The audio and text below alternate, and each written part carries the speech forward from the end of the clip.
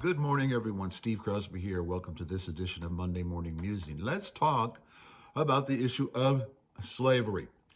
That is the core issue in this little epistle to Philemon. Now, slavery is about as basic a human experience as there can be. Slavery and the practice of slavery has nothing to do solely with North American racial problems or 17th, 18th, 19th century racial based slavery. Slavery is part of the human condition if you just go back far enough. And you'll find three things all the way through human history. Now, listen, I'm not an expert in antiquity, but I am a hobbyist, if I can put it that way. I do a lot of reading, a lot of study about ancient societies. It's just something I'm interested in, and because of the similarities.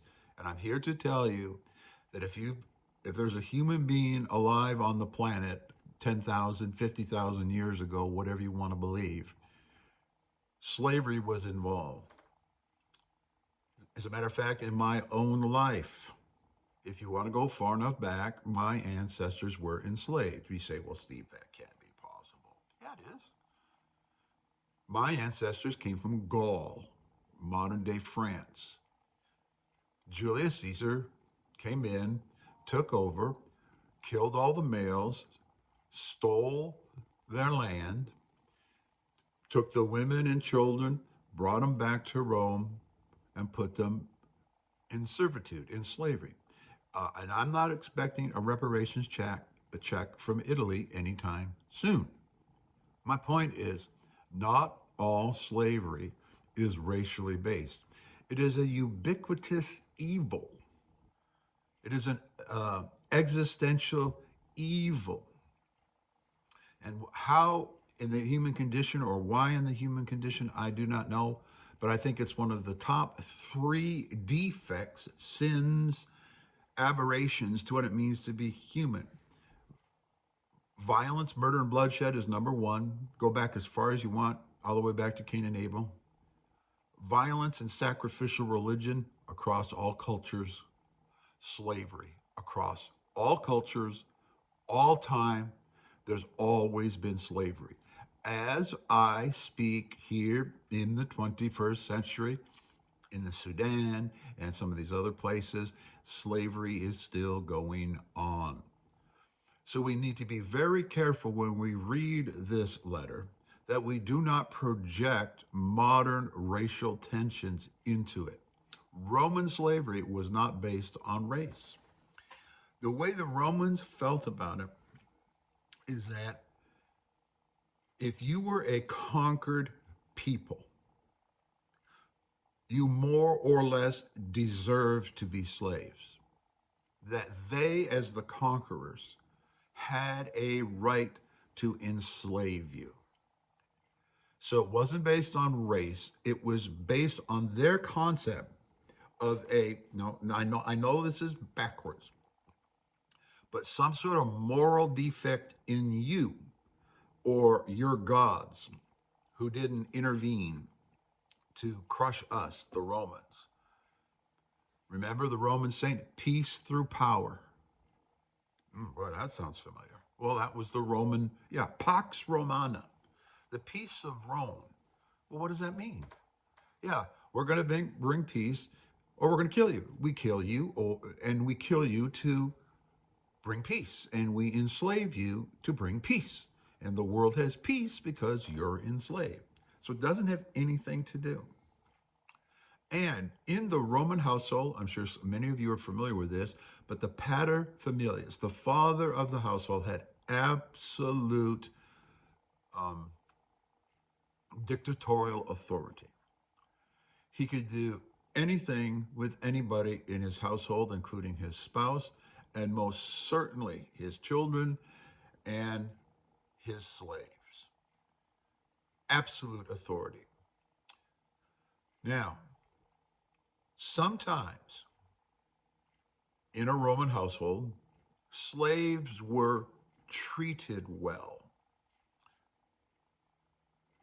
They had no standing, they had no rights, they had no social standing, but they were treated well.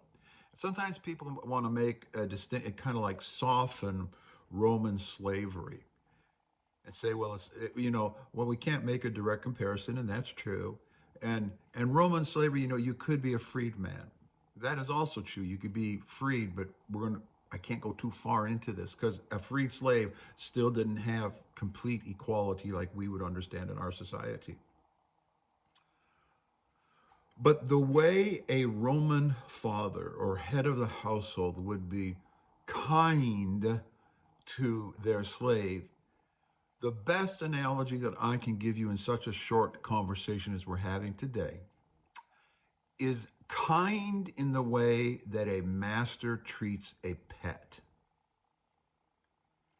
A slave was a non-human.